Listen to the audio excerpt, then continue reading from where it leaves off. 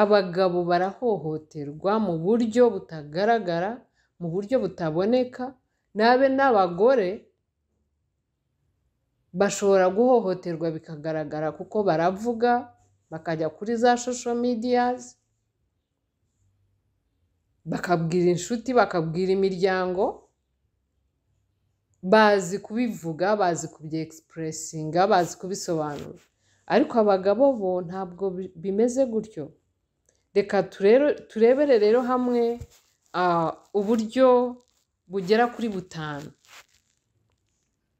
nakozeho research, nakozeho ubushakashatsi, nagenzuye abagabo bahohoterwamo n'abagore babo bishakiye. Yego. Icyambere, shalom bakunzi ba Isanamitima, ndabashuhuje, ndabakiriye muri studio za Isanamitima, tubane, mumfashe rero munyemerere bakunzi bacu, mudukurikirana ku isi yose, tubanze dusenge nk'uko umuco wacu uri. Yego. Data Uwiteka Nyiringabo Imana yaremye isi n'ijuru, Imana yaremye buri kimwe cyose, tuguhaye icyubahiro mwami kuko ari wowe ugikwiye. Data turakwinginze ngo ubane natwe muri byose mu izina rya Yesu Kristo, uduhaze ubwenge kuko ni we nyir'ubwenge n'ubuhanga, kugira ngo izi nyigisho z'umuryango zubaka ingo, mwami w'abami, zubaka imiryango, kuko uri Imana yanga gusenda, uri Imana yanga divorce. Utanga umugisha ku bakunzi bacu, ku badushyigikira ku isi yose, ubagirire neza mu izina rya Yesu Kristo, amen, amen.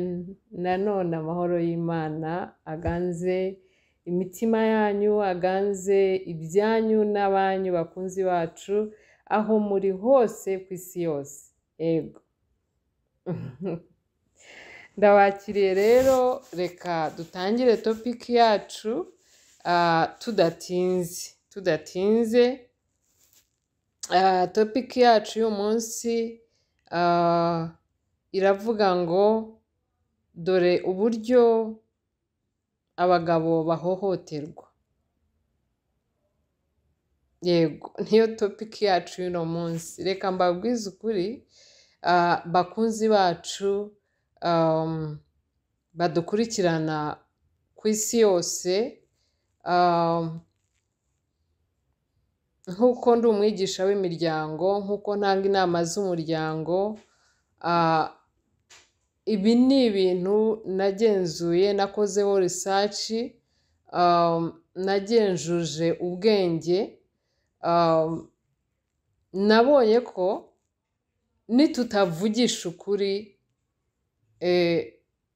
ngo twe kubogamira ku ruhande rumwe, twe gutwarwa n'amarangamutima, ntabwo iyi miryango izabaho. Narababwiye ngo abagore bari emotional cyane, ku buryo iyo arize yakwereka akababaro ke, yakwereka agahinda ke, uhita ukumva. Iyo uri umuntu ufite ubumuntu, ariko ikintu kibabaza cyane ni uko abagabo amarangamutima yabo atagaragara, bityo bagahohoterwa mu buryo nabwo butagaragara, mu buryo butaboneka, kandi bakaba ni abantu badashobora kwidefanda no kwivugira no kugaragaza amarangamutima yabo. Rero ntabwo mpagaze mpakana ko abagore badashobora guhohoterwa, ntabwo mpagaze hano cyangwa ntabwo ndi hano kuvuga ko nta bagabo babi babaho, nta bagabo ba nta munoza babaho, ariko ndagira ngo mbabwire yuko niba hari abagabo babi badafite imico myiza, badafite indangagaciro, batitwara neza mu miryango yabo, mumenye ko hari n'abagore babi nabo bananiye abagabo. nabo bananiranye, batitwara neza, batagira umuco, batagira indero, batagira imvugo. Bityo rero nkavuga ngo, ngahamya ngo abagabo barahohoterwa mu buryo butagaragara, mu buryo butaboneka, n'abagore bashobora guhohoterwa bikagaragara kuko baravuga, bakajya kuri za social medias, bakabwira inshuti, bakabwira imiryango, bazi kubivuga, bazi kubyeexpressinga, bazi kubisobanura. Ariko abagabo bo ntabwo bimeze gutyo. Reka turebere rero hamwe uburyo bugera kuri 5 nakozeho research, nakozeho ubushakashatsi, nagenzuye abagabo bahohoterwamo n'abagore babo bishakiye. Yego, icya mbere, poor communication. Icyo cyo nagishyize mu Cyongereza, ariko reka ngerageze kugishyira mu Kinyarwanda. Ni poor communication. Ni ukuvuga ngo uburyo bwo kuganira, uburyo bw'ibiganiro butagenda neza, cyangwa butari bwiza, cyangwa butanyura mu nzira nziza. Ndagenda mbisobanuraho gato. Buriya igituma kenshi abagabo banga kwicarana n'abagore ngo bagirane ibiganiro, bajya inama y'urugo rwabo, ni ukubera ko abagore benshi, ntabwo ari bose, kuko njyewe sinjya nshyira abantu mu gatebo kamwe, abagore benshi ntabwo bazi how to communicate, ntabwo bazi ibiganiro, ntabwo bazi uburyo bwo kuganira bunoze, cyangwa bw'abagabo babo bakunda. Abagabo iyo mwicaranye murimo kuganira no kujya inama y'iby'urugo, cyangwa se no kureba ibitaragenze neza, ibyo mutumvikanyeho, ibyo mwagonganiyeho, cyangwa se niba hari ututije mwigeze mugirana, ntakunda ngo umucyurire ibyashize. Ntibakunda incyuro pe. Ngo mube mwaragiranye ikibazo, mukicara mukagikemura muzi ko kirangiye, hanyuma nimutangira kuganira cyangwa kujya inama cyangwa kwikorera evaluation, utangire kugarura ibyahise. Abagabo ntibabikunda pe. Ikindi, abagabo ntibakunda kuba muri mu biganiro ngo uzanemo amarangamutima, nko kurira, nko kurakara, nko kwivumbura, nko kuvugira hejuru. Ibyo ntibabikunda na gato, bibarya ahantu, bibagwa nabi. Kuko kubaka urugo ni commitment, ni ukwiyemeza, ni inshingano. Ntabwo biba bikirimo amarira, ntabwo biba bikirimo kwivumbura, ntabwo biba bikirimo imikino. Ntibabikunda rero.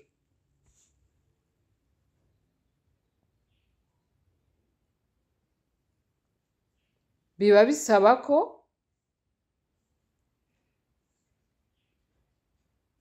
abantu baca bugufi bakumvikana,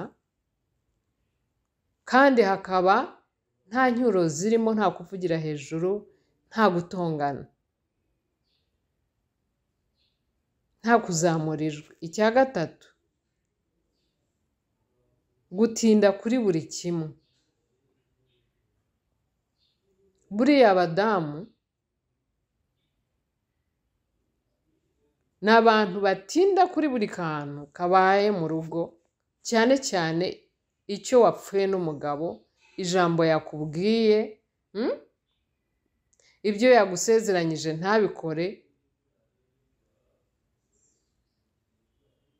Abagore bagira memore cyangwa memwari ibika ibintu bikavaho byatindamo bikamera nk'inzika, bikavamo uburakari, akagenda yagaruka agasanga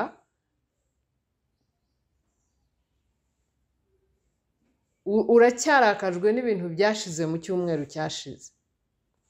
Buri kantu ugenda ukabika ukagenderaho.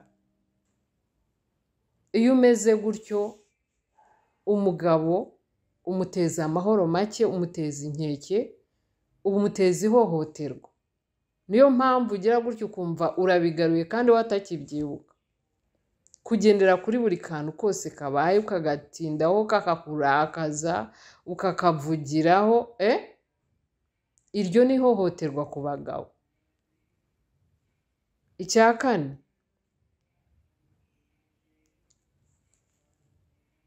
guhutiraho cyangwa kugira reaction ziri hejuru kubera abagore bari emotioneri cyane. Abanyarwanda babyita neza ngo ni uguhubuka.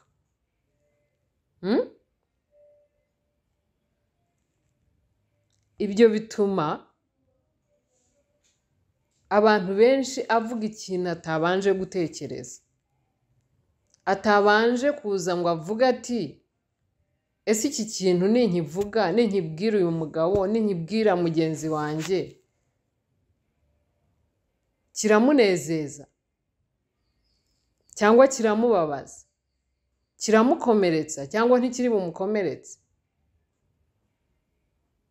Ugasanga kenshi n'ibyo uvuga urabivugira mu mwanya utari wo, urabivugira mu gihe kidakwiye.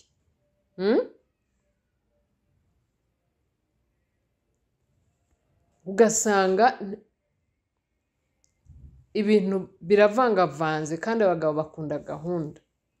Iyo uvugira ibintu mu mwanya utari wo, mu gihe kitari cyo, ukabivuga utabanje kubiyungurura, bikagera kuri mugenzi wawe, biramwica mu marangamutima, biramwica mu bitekerezo. Ugasanga iyo ni inkeke, ni ihohoterwa. Cya gatanu, mu mibonano y'abashakanye, ugasanga kwa kugendera kuri buri kantu, kwa gutinda kuri buri kantu.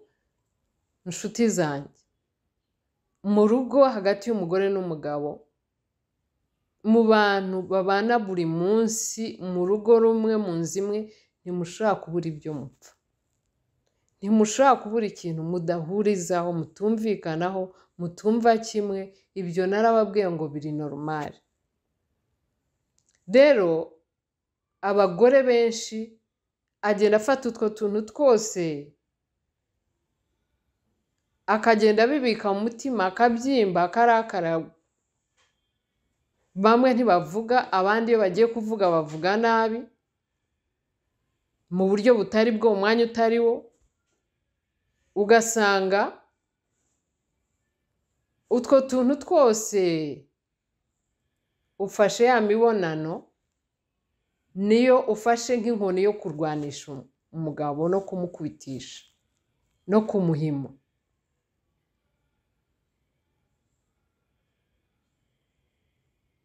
Iryo ryo ni ihohoterwa rikomeye ku mugabo, rishenye ingo, riteje divorce mu buryo bukomeye.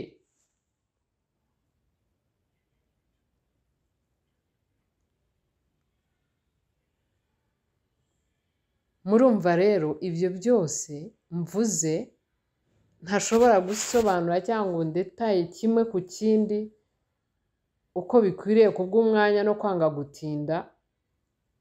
Ni ihohoterwa rikomeye ridasanzwe ku mugabo ibyo kandi abagabo ntago bicara ngo babivuge. Niyo muhamagaye inshuti, niyo muhamagaye imiryango ngo babafashe guhosha amakimbirane, abagabo ntibavuga.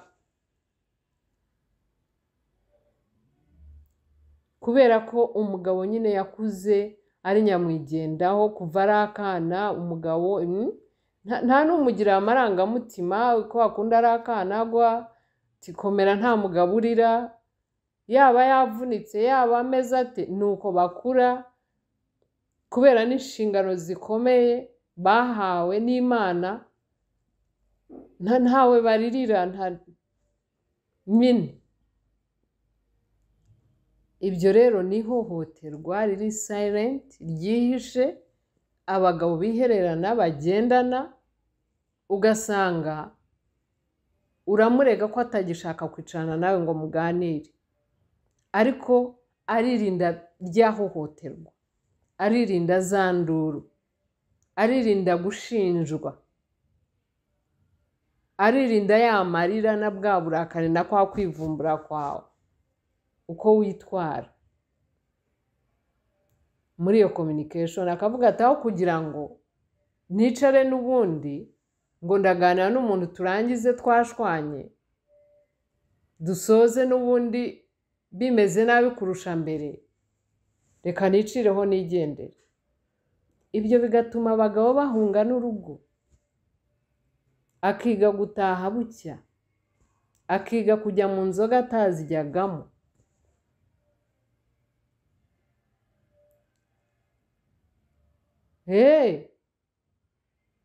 N'abasenga maze birabananira bagatinda mu masengesho bagaproronja kugira ngo adataha muri urwo rugo rurimo uwo mugore umeze gutyo. Ibi bintu mbigisha ni ibintu by'ubwenge, kandi ntabwo ntinya umuntu uwo ari we wese iyo mvuga ukuri. Wakumva utakumva, wakwemera utakwemera, niko kuri. Abagabo badukurikiranye mutubwire muri comment niba ibyo mvuga atari ukuri. Bagore b'abanyabwenge, bagore beza, mutubwire muri comment niba ibyo mvuga atari ukuri. Ni ukuri kuzuye. Abagabo barahohoterwa mu buryo buri silent.